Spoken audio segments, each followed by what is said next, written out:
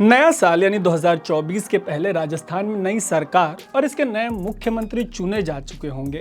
आपको क्या लगता है कि कांग्रेस राजस्थान में जीतने वाली है या हारने वाली है?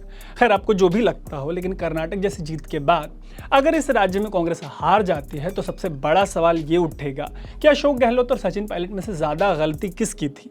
दरअसल कर्नाटक में प्रचंड जीत के बाद आने वाले चुनावों में जो राज्य कांग्रेस के लिए सबसे बड़ा सिरदर्द साबित हो सकता है वो है राजस्थान। कर्नाटक में पार्टी ने लीडरशिप क्राइसिस को सक्सेसफुली रिजॉल्व कर लिया था। रिजॉल्व तो 2018 में राजस्थान के लीडरशिप क्राइसिस को भी कर लिया था, लेकिन अभी के लिए बड़ा सवाल ये है कि क्या गहलोत और पायलट के रिश्तों में आई दरार को कांग्रेस नवंबर में होने वाले चुनाव से पहले पाट पाएगी या नहीं।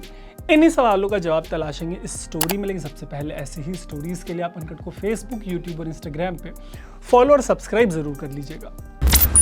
आपको ये याद है क्या कि गहलोत और पायलट का झगड़ा 2018 में शुरू हुआ था या उससे भी पहले 2013 में? अगर गहरे जाएं तो ये कहानी 2013 से शुरू होगी। 2014 के आम चुनाव में सुनामी से पहले नरेंद्र मोदी की आंधी बह रही थी और इसी का नतीजा था कि 200 सीटों वाले राजस्थान में कांग्रेस ने अपने सबसे बुरे परफॉर्मेंस के थ्रू 21 सीटें हासिल की। इसके बाद आलाकमान ने राज्य में पार्टी में नई जान फूंकने की जिम्मेदारी सचिन पायलट को दे दी। पायलट को यह भरोसा दिलाया गया कि उनके काम में गहलोत कोई दखल नहीं देंगे। पायलट को दिए गए भरोसे पर खरा उतरते हुए पार्टी ने गहलोत को 2016 में पंजाब विधानसभा चुनाव की स्क्रीनिंग कमेटी में शामिल किया। 2017 में उन्हें प्रमोशन देकर जनरल सेक्रेटरी बनाया गया और वो दिल्ली की राजनीति का हिस्सा बन गए। इसके बाद पायलट का काम रंग लाने लगा और 2018 में उन्होंने कांग्रेस को 3 बाय इलेक्शंस में जीत दिलाई। फिर 2018 का विधानसभा चुनाव हुआ और यह चुनाव कांग्रेस लगभग जीत गई। हालांकि इस जीत के बाद जिस पायलट को राज्य में पार्टी को मजबूत करने का जिम्मा दिया गया था, उनके ऊपर अशोक गहलोत को प्रीफर किया गया। इसके पीछे की एक कहानी है। दरअसल 2018 में कांग्रेस ने राजस्थान में वही किया था जो पार्टी ने 2023 में कर्नाटक में किया। जिस तरह बीजेपी को कर्नाटक में हराने के लिए पार्टी ने सिद्धारमैया और डीके शिव कुमार को साथ लाने की मुहिम को सक्सेसफुली एग्जीक्यूट किया, वैसे 2018 में राजस्थान में बीजेपी को हराने के लिए पायलट और गहलोत के बीच शांति स्थापित करने का काम किया था। 2018 के चुनाव में मिली जीत के पीछे इन दोनों नेताओं के बीच स्थापित हुई शांति को एक बहुत बड़ी वजह माना जाता है, लेकिन 200 सीटों वाले राजस्थान में कांग्रेस को पूर्ण बहुमत नहीं मिल पाया और काफी हद तक पायलट को पूर्ण बहुमत नहीं मिलने का खामियाजा भुगतना पड़ा। दरअसल राजस्थान की बात करें तो यहाँ बहुमत का आंकड़ा है 101, लेकिन कांग्रेस को 99 सीटें मिली थी जो कि बहुमत से 2 कम थी और कम पड़ी इन सीटों ने ही जादूगर कहलाने वाले गहलोत को जादू दिखाने का मौका दिया। हुआ ये कि तब सरकार बनाने के लिए कांग्रेस को इंडिपेंडेंट एमएलएज और आरएलडी जैसी सहयोगी पार्टियों का साथ चाहिए था और तब 13 में से 10 ऐसे इंडिपेंडेंट विधायक थे जो कांग्रेस के पूर्व नेता रहे थे। नीम चढ़ा करेला ये था कि इनमें से कईयों का टिकट तब राजस्थान में पार्टी के प्रेसिडेंट रहे पायलट ने काट दिया था चुनाव से पहले और इनकी जगह यंग कैंडिडेट्स को मौका दिया था। हालांकि पायलट के young candidates in veteran candidate से हार गए। खेल ये हुआ कि ऐसे विधायकों ने कहा कि वो कांग्रेस को तभी सपोर्ट करेंगे जब गहलोत को सीएम बना जाए। ऐसे में पायलट को डिप्टी सीएम की कुर्सी से संतोष करना पड़ा। बाद में गहलोत और उनके चहेतों की ही चलने लगी और पायलट को कोई ताकत नहीं मिली। नतीजा ये हो कि पायलट अपनी ही सरकार के फैसलों का खुलकर विरोध करने लगे। हालत ये होगी कि पायलट की वजह से राज्य सरकार को अपने कई बड़े फैसले वापस लेने पड़े।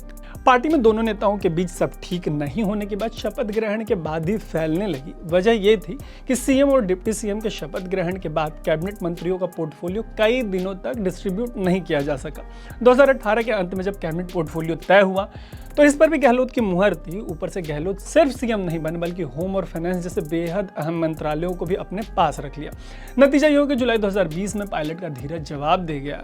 ये वो समय था जब पायलट अपने 18 विधायकों के साथ दिल्ली और हरियाणा भ्रमण करने लगे।